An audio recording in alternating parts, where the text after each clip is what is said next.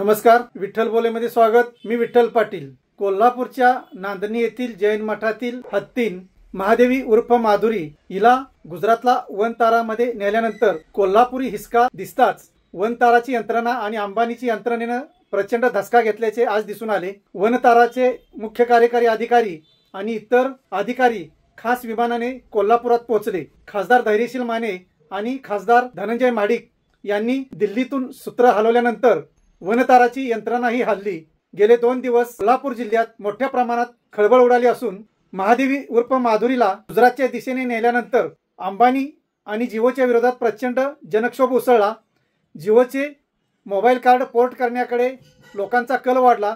आंदोलनात्मक दिशा म्हणून हजारो ग्राहकांनी जिओचं मोबाईल कार्ड पोर्ट केलं। याचबरोबर महादेवीला परत आणण्यासाठी जी सह्यांची मोहीम राबवली त्यात एका दिवसात 1.25 लाखाहून अधिक सह्या झाल्या।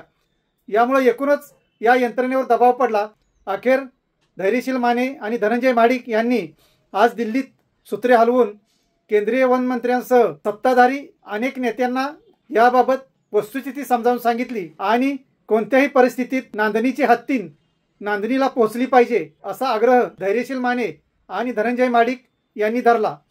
त्यानंतर अंबानी आणि वनताराची यंत्रणा सक्रिय झाली। एका खास विमानाने खासदार माने, खासदार महाडिक यांच्यासह वनतारा प्रकल्पाचे मुख्य कार्यकारी अधिकारी विहान कर्णी यांची टीम खास विमानाने कोल्हापूर विमानतळावर दाखल झाली। सुरक्षिततेचा प्रश्न म्हणून या टीमला थेट जिल्हाधिकारी कार्यालयात आणलं गेलं आणि त्याचवेळी नांदणी मठाचे मठाधीश सुद्धा कोल्हापूरला जिल्हाधिकारी कार्यालयात आले। या टीम बरोबर त्यांची आणि मठाच्या विश्वस्तांची चर्चा झाली। धैर्यशील माने, धनंजय महाडिक यांनी वनताराच्या टीमला एकूण परिस्थिती समजावून सांगितली। महादेवी हत्तीन जर परत आली नाही तर कोल्हापूरकरांचा मोठा रोष अंबानींबरोबरच सत्ताधाऱ्यांना सुद्धा पत्करावा लागणार हे सुद्धा गेले 2 दिवस स्पष्ट झाल्याने दोन्ही सत्ताधारी खासदारांनी याबाबत सक्रिय होऊन आजच्या वेगवान घडामोडी केल्या। दुपारीच खास विमान निघाले। सायंकाळी याबाबत सर्व चर्चा झाल्या। त्यानंतर प्रकाश आबिटकर यांनी सुद्धा याबाबत माध्यमांना सरकारची भूमिका स्पष्ट केली। याबरोबरच अंबानी यांच्याकडून सुद्धा सकारात्मक पावले पडत असल्याचेही आबिटकर यांनी सांगितलेलं आहे।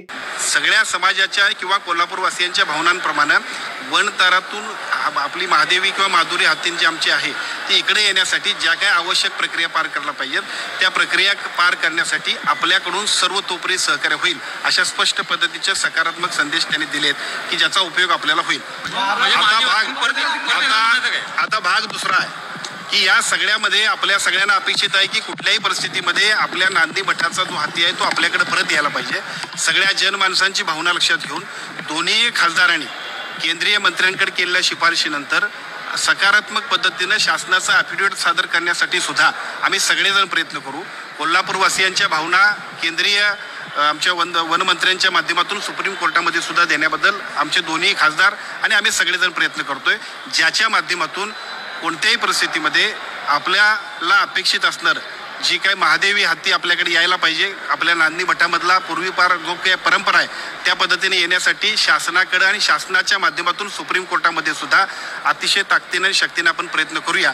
परंतु कुठल्याही परिस्थितीमध्ये एखादी गोष्ट ज्या वेळेला सुप्रीम कोर्ट निर्णय घेते त्यावेळेला फक्त जनभावना महत्त्वाची नाही, जनभावने इतकीच लीगल प्रोसेस महत्त्वाची आहे आणि ती लीगल प्रोसेस करणं गरजेचं आहे। एका बाजूला ती लीगल प्रोसेस करण्यासाठी आपल्या दोन्ही खासदारांच्या माध्यमातून अतिशय चांगल्या पद्धतीने आम्ही प्रयत्न करतोय आणि त्याच वेळेला वनतारानं सुद्धा सकारात्मक अशा पद्धतीनं तुम्ही जर घेत असाल तर आमचा कुठलाही आक्षेप नाही याच्याबद्दलचे स्पष्ट अफिडेव्हिट सुद्धा ते देतील की ज्याच्यामुळं आपल्याकडे आपला हत्ती येण्यामध्ये अति चांगल्या पद्धतीनं प्रयत्न करण्यामध्ये जे काय आपण प्रयत्न करतोय ती यशस्वी होते। सर्वोच्च न्यायालयाच्या आदेशानुसार ही सर्व प्रक्रिया झाली असल्यामुळे कायदेशीर बाबी तपासून पुढील निर्णयासाठी राष्ट्रपतींकडे जावं लागेल आणि राष्ट्रपतींच्या निर्णयानंतर पुढची प्रक्रिया होऊ शकेल असे एकूण संकेत आहेत। धन्यवाद। असेच नवनवीन विषय ऐकण्यासाठी लाईक, सबस्क्राईब आणि बेल आयकॉनवरती क्लिक करा।